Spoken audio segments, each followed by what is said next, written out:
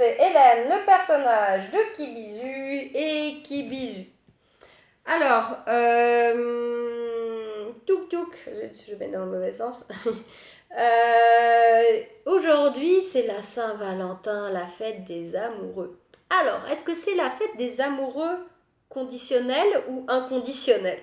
C'est une bonne question d'ailleurs, parce que vu que c'est souvent une fête commerciale où on dit oh, tu te rends compte, il m'a pas offert de fleurs à la Saint-Valentin, ça veut dire qu'il ne m'aime plus. C'est ça, les conditions. Justement, les conditions de sentiment, alors que les sentiments, c'est quelque chose à l'intérieur, disons. Donc, j'ai fait une fable qui s'appelle La chatte et la chienne, et vous allez donc voir, justement, elle représente l'amour conditionnel, ou dénonce l'amour conditionnel. Je vous en parle après. La chatte et la chienne. Petite chatte flânait, passant de jardins en jardins, restant à l'écart des théâtres fades et mondains. Gagnant un jardinet, elle rencontra Madame Chienne, qui revenait heureuse de chez l'esthéticienne. Cette dernière était entièrement tondue. Il ne pouvait s'agir que d'un malentendu. « Pourquoi avez-vous rasé tous vos poils ?»« Car j'aime mon maître et je lui suis loyale. Il m'offre de l'amour, il m'offre du bonheur. Si je suis une chienne glamour et lui permets d'être mon meneur. » Vous n'êtes donc plus une chienne, mais jouez un rôle de comédienne. Je lui prouve mon amour en enlevant ses poils. J'évite le tue-l'amour que crée cette toison sale. Pourquoi ne faites-vous pas de même? Auriez-vous donc l'amour en haine? Petite chatte lui livra sa leçon. Ce n'est point donc de l'amour, c'en est même bien tout le rebours. Cela se nomme une réification. S'il doit dépendre de diverses conditions, comme la possession ou bien l'épilation, qui nierait ma personne ou mon authenticité, je deviendrais bouffonne d'une forme de normalité. Je ne serai plus chatte, mais serai passée renégate. Madame Chienne eut beau grogner, aboyer, que grâce à sa tonte elle était choyée, Petite chatte préférait être aimée naturelle, sans conditions sexistes ou socioculturelles. Bisous. Voilà, donc pour les conditions sexistes ici qui sont une forme, et qui c'est une forme qui est appliquée autant aux hommes qu'aux femmes, vu que les hommes par exemple qui sont rasés, pas rasés, on va les juger pour X raisons, selon le travail dans lequel ils sont, etc.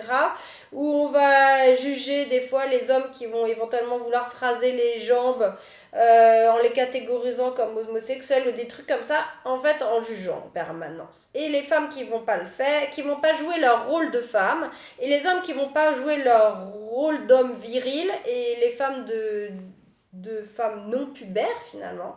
Parce que c'est ça qui m'a toujours beaucoup choquée dans l'épilation, et même si j'ai joué le jeu, si on peut dire, pendant un bon moment, ça fait déjà 3 ans que j'ai arrêté. Et grâce à divers articles, grâce à des vidéos comme celle de Carolina sur la chaîne La Carologie, qui a fait plusieurs vidéos là-dessus, j'ai arrêté, et ça m'a pris du temps parce que j'avais du mal à me regarder en face dans la glace, ou mettre des manches courtes justement.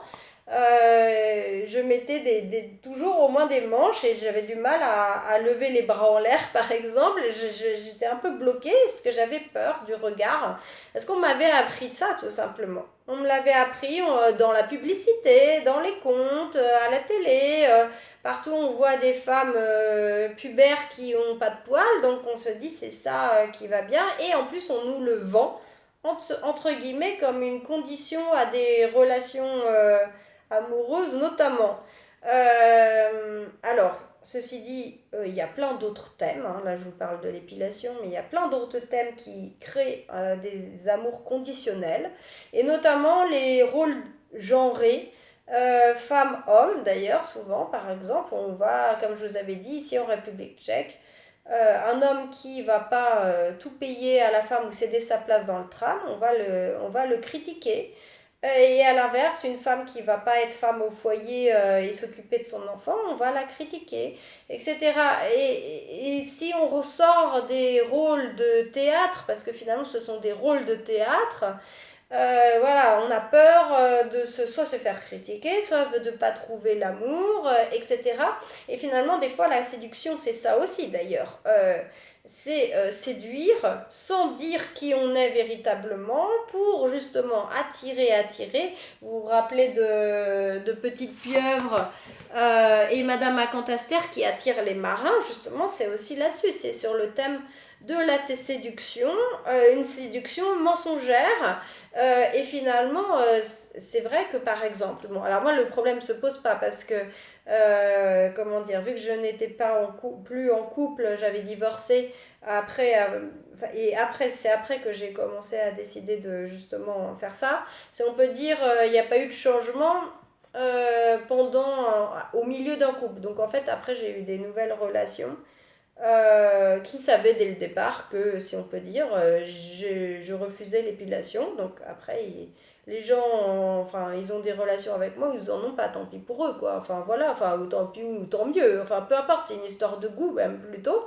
Et d'ailleurs, je me suis rendu compte, parce que ça, c'était une fausse idée que je me faisais. J'avais peur justement de ne pas trouver d'amoureux qui m'aiment pour moi, justement, comme petit chat préférait être aimé naturel. J'avais vraiment peur de cela. Et en fait, pas du tout. Miracle ou surprise, grande surprise, en fait, non, pas du tout. On peut tout à fait être aimé naturel pour d'autres, je sais pas, son caractère, ou peu importe, par exemple, ou euh, peu importe les goûts, disons, etc. Mais en tout cas, le goût, ben, ça c'est sûr qu'il faut être d'accord avec le côté, si on peut dire, non épilé, qu'il faut que ça plaise, c'est un certain goût. Euh, voilà, mais dans le sens où qu'il n'y ait pas des conditions à l'avance. Ça m'est arrivé, ceci dit, une ou deux fois seulement, qu'un homme me fasse la remarque, et à ce moment-là, j'ai fait bing, enfin bing, j'ai pas eu d'histoire avec, et puis basta quoi. Basta, parce que tant mieux d'une certaine manière, ça trie.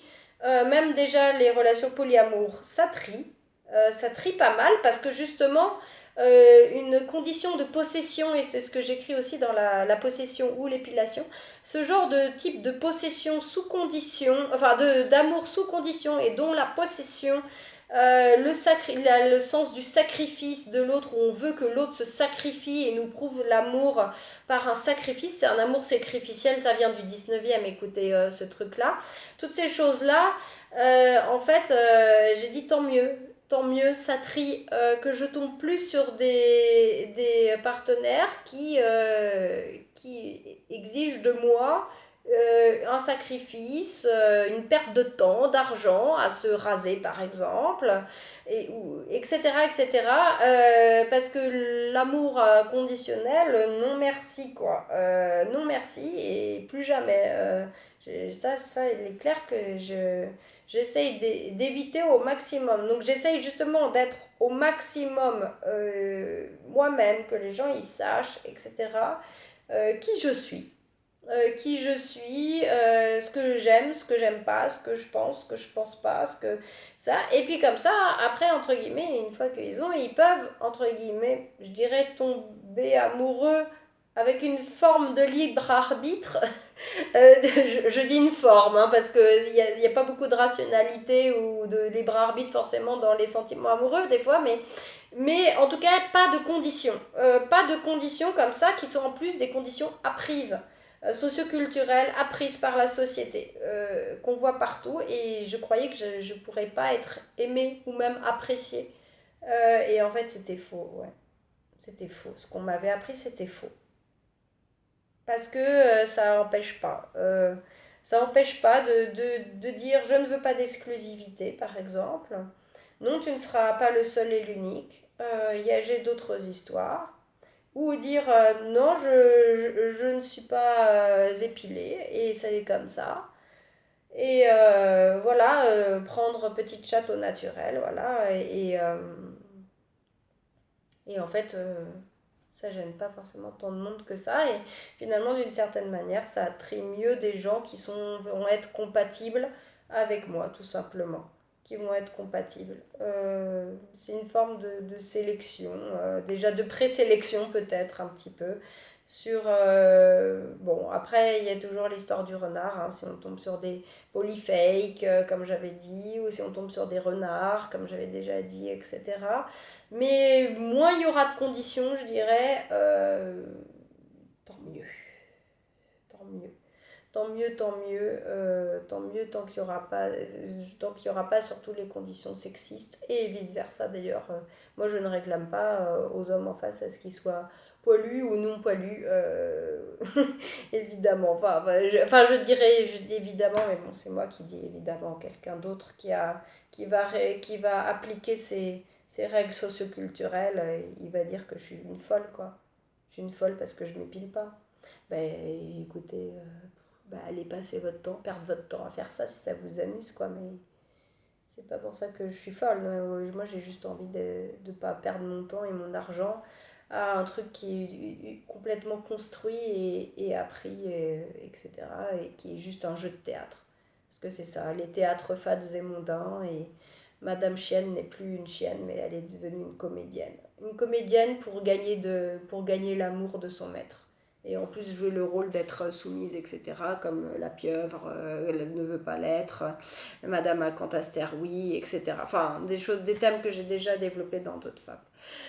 Voilà, donc bonne Saint-Valentin je dirais, à tous ceux qui vivent dans des relations non conditionnelles, au maximum, disons.